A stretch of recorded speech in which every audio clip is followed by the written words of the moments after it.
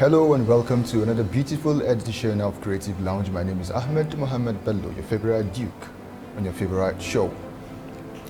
On today's episode of Creative Lounge, I have with me an iconic woman in the creative industry. She is a physiotherapist, a serial entrepreneur. She is the founder of the Regalia pop-up event and also a fashion designer. She goes by the name Rakiba Sali Bello. You're welcome to Creative Lounge. Thank you for having me. Well, thank you for coming over. You're welcome. You have a very beautiful space. Thank you so much. It has this brightening and inspiring effect. Thank you. Thank you for the come. How did you get into, there's been a physiotherapist and also a fashion designer and also into events. How did you find yourself in this space? Okay. Actually, fashion has been something that I really like ever since growing up. I have had passion for fashion. I love to see women dress in a very nice, classy way. And I also want to see myself, dressed in a very, nice, classy, and, just good looking generally. Okay. So there was a time in my life where I felt like I needed to do more. I needed to be more proactive. Okay. And entrepreneurship is something that I've always wanted to do. Even back then in secondary school, I used to, because I went to a boarding school. So after the holiday, I'll take some items, sell to my friends, to my classmates. And it was so much fun for me. It wasn't about the money then, but, the trade. Okay. Being able to buy and sell, it was really something I enjoyed. So after graduating from school, and then I got the job. So while at it, there was a day I just spoke to myself and I said, oh, see, you can do something outside your regular 8 to 4. Okay. You can start up a business. You don't need to be there. You just have to put it in structure. And then I wasn't married then, so. Okay. I didn't want the fact that after work I had nothing to do, because at some point I stopped hanging out with friends. I was just from work back home, so it was quite boring for me. And then I love challenges, so I'm like, oh, okay, so I can dive into fashion and see if it could fly. And then like joke, I started in 2016. Okay. Yeah, that was when I started. I'm like, okay, let me start and see if because every time I wear something, people always give me compliments. Oh, you look good. Oh, where did you do this? Oh, please, can I get your tailor's number and everything? Yeah. So I spoke to my tailor, and then we had an agreement, and we opened the shop, and we started. And alhamdulillah, it's been going so well. How about the events part? For the Regalia pop-up event, that's quite interesting because I feel it's a calling. I've never, in my wildest dream, thought of, doing events. I've seen people do it, because the first time we got to, show ourselves out here in Abuja as a fashion brand, it was at one of these events. So it's not something I have ever thought of doing. Okay. It was, I think it came to be out of some, certain disappointments that happened, because when I opened the store, I was meant to do a store opening.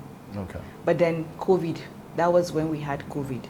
The lockdown and everything, so a lot of people didn't know about the store. Okay. So I spoke to a few of my friends that are into entrepreneurship and have products, and goods that they sell.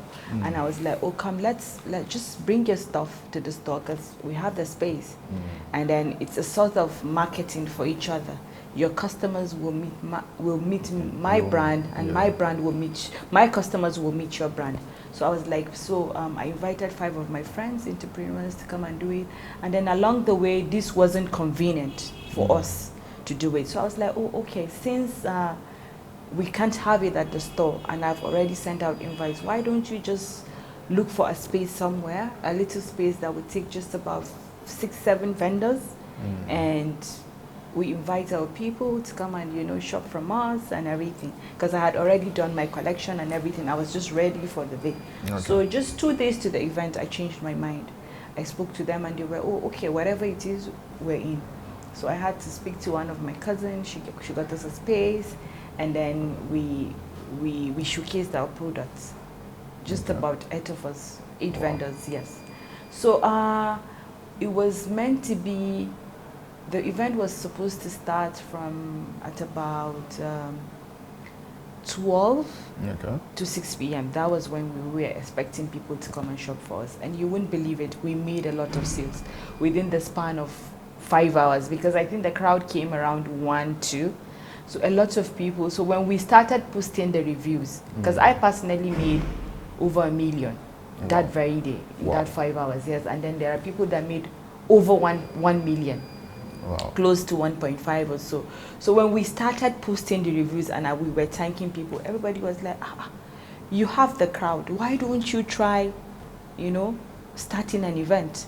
Because what we saw on that day at the pop-up, at the Regalia pop-up, it was something else. You had the crowd, and it was just not any kind of crowd. It was a buying crowd. I was a bit skeptical, and I'm like, yeah, I think I can do this. But I wouldn't want to go all in. So I will start with a smaller number of crowd Yeah. and see how it goes. And here we are today. And it's worked. Alhamdulillah. Yeah. Yeah, that's impressive. But how have you been able to manage this 3 trades you do? You know, being a physiotherapist, being into fashion, and being into events also. How do you manage it? I know it can be very tasking. It is actually. It is quite tasking, mentally tasking, if I say so myself. Because, you know, it requires a lot of planning. It requires a lot of strategic things to do. So for me, I would say, I think it all happened because I took it one step at a time. Okay. I was working.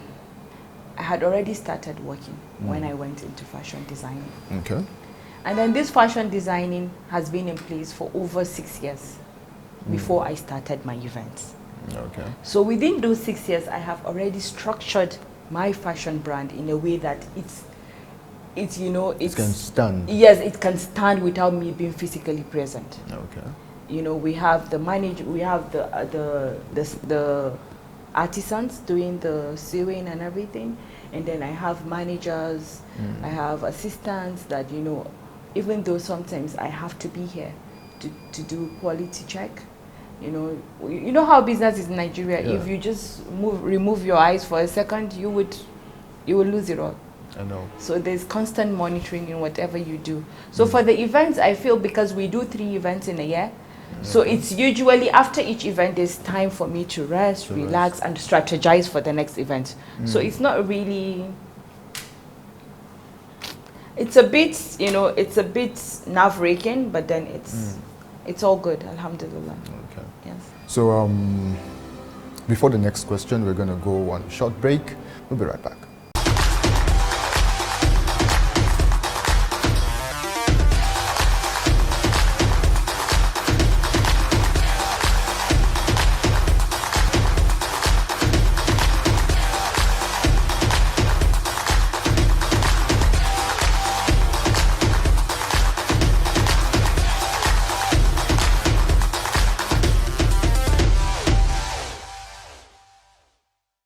If you're just joining us, we have in the house a fashion designer who is also a serial entrepreneur and also a physiotherapist. You know, she's been telling us about her journey so far in the creative industry.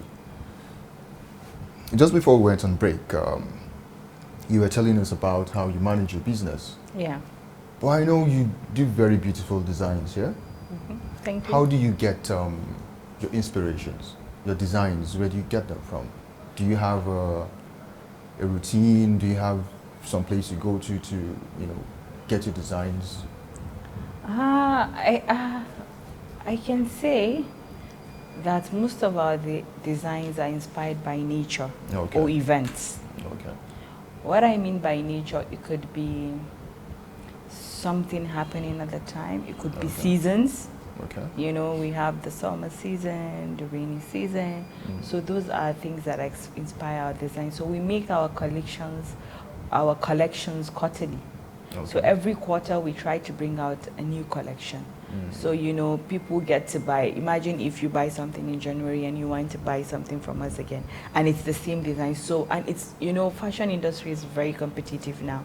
So there's a need for you to stand out. Yeah. You know, so you really need to be creative, and you need to, well, there's a lot of trends out there. I won't say I don't go with trends, but I try to modify mine in the sense that it's not out there. It's not what everyone is making, you know. So with creating designs, I feel most times they just come to me. I could be in bed, you know, sleeping, and then I just wake up with an idea, and then I put it into sketching and have it done. Sometimes it works, sometimes it doesn't. But then one way or the other, you get your inspiration either from events, you know, from nature, from trends, and all of that. You know, the world is evolving. Yeah. So is the creative industry. Yeah. And technology is, you know, taking a lot of space, especially the artificial intelligence. Do you think it affects your business in a way? Take, for example, some apps can be used to design. Well, you don't have to go through the conventional sketching. Yeah. We have that, you know, on the, you know, there's a pad that you just, you know, they even show you some of the patterns, so it's just for you to add your designs on them. It makes it easier, I guess. Okay. Yeah, and then sometimes, because how many designs can you create in a year? Sometimes it gets overwhelming, and then you just shut down. No ideas, you're out of ideas. So using those kind of AI technologies, it helps you. It just gives you a boost to, you know, open your mind and then make it easier for you to come up with your sketches, you know, and designs. So I think it's a good thing, actually. But do you think we should be worried, you know, because on a normal day you would have employed someone to do some things for you, and AI is taking that space.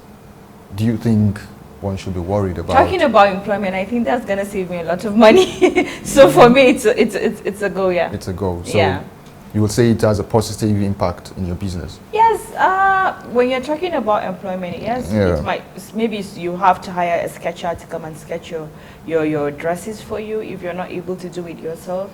But then when you have the pad, it makes it, you know, it saves time, it saves money for you as a brand owner.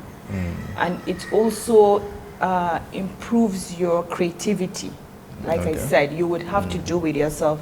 So it makes it easier. It gives you a pattern, and then you have to, you know, sketch if you want to.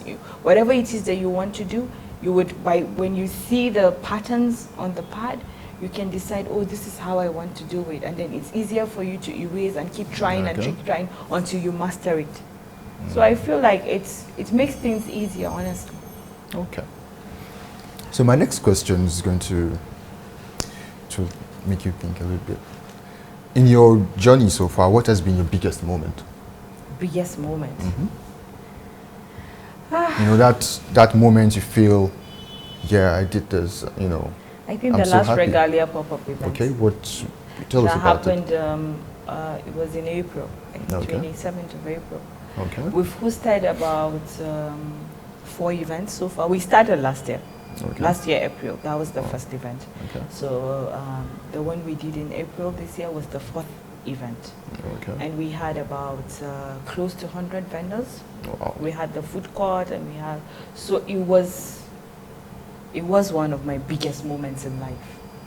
The crowd I saw, the reviews, the compliments, because we put in the work. We put in the work. I am not someone that likes to assign people to do stuff for me.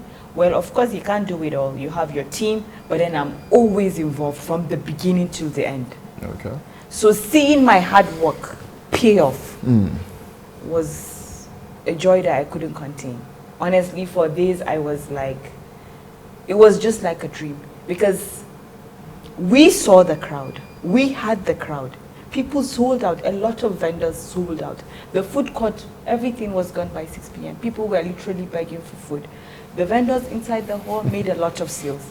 So even the people that came as guests, they were happy. Everyone was happy, and everyone enjoyed the event. And for me, that's the vision. It's not about getting people in a space.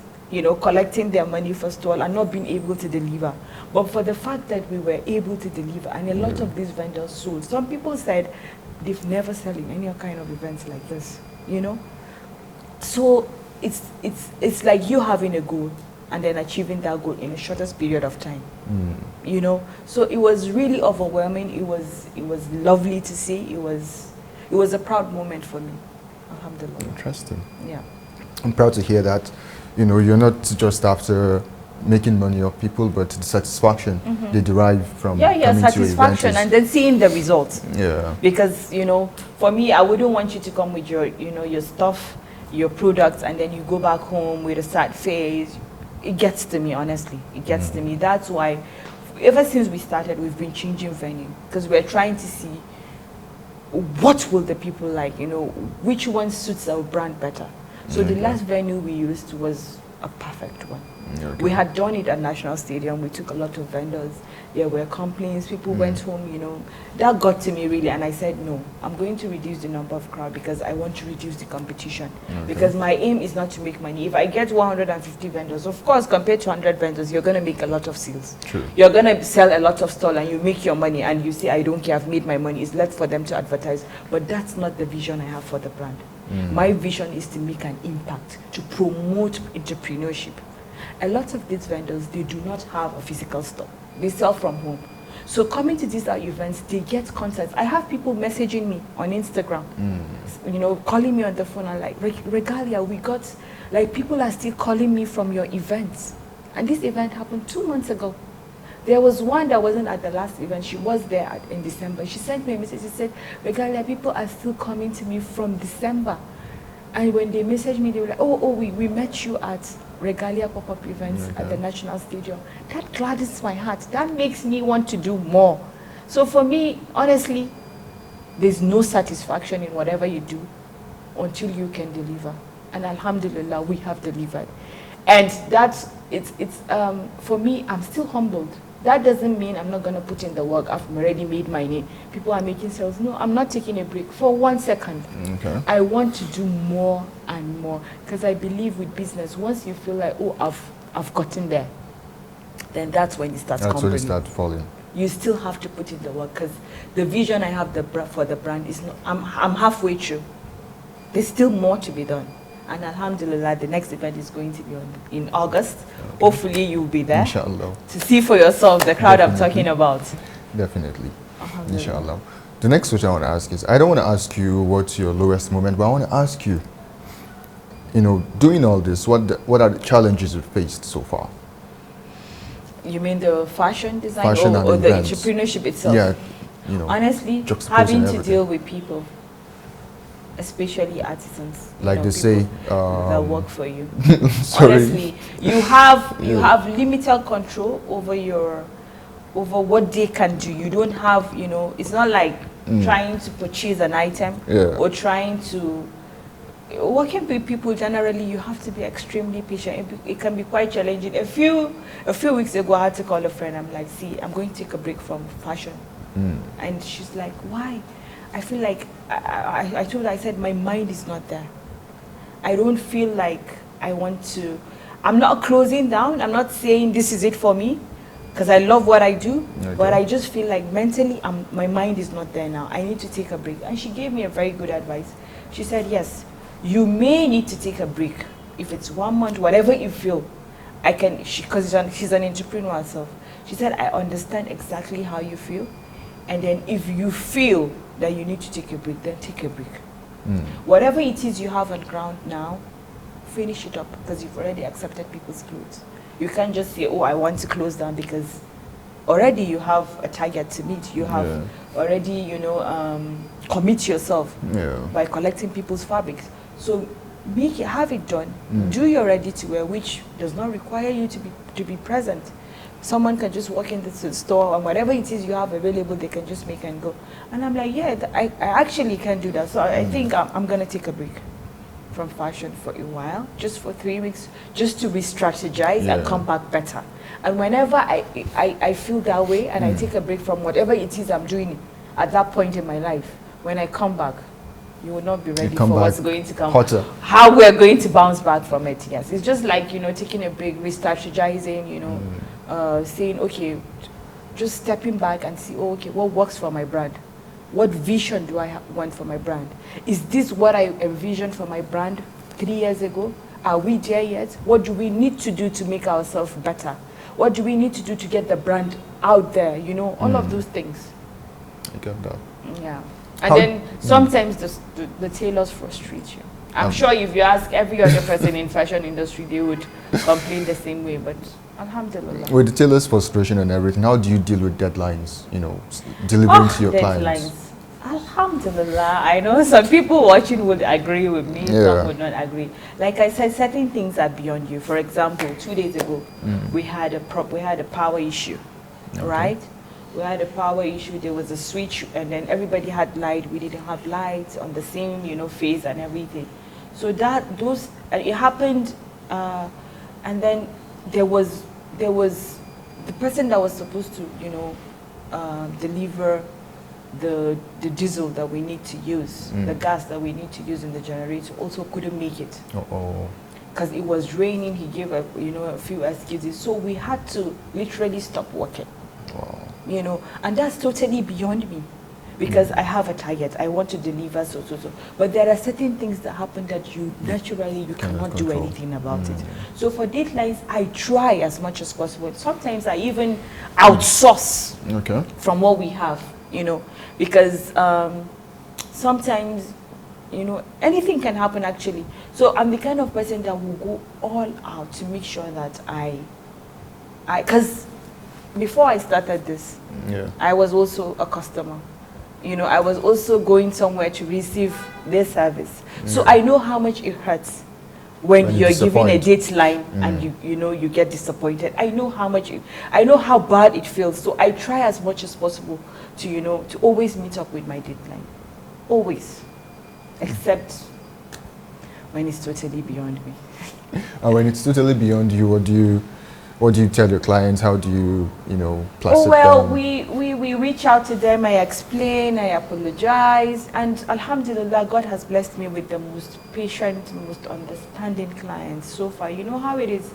You can't say everyone is the same, but I can pinpoint people that actually had issues with a brand that even when we tried to explain, they were adamant, they were, you know, not willing to understand. Wallahi, so far, I don't know how, but Allah has blessed me with the most patient and compassionate clients. Alhamdulillah. There are people who are watching you, you know, who want to do exactly what you're doing or trying to do, even just half of what you're doing, and they don't know how to go about it or how to start.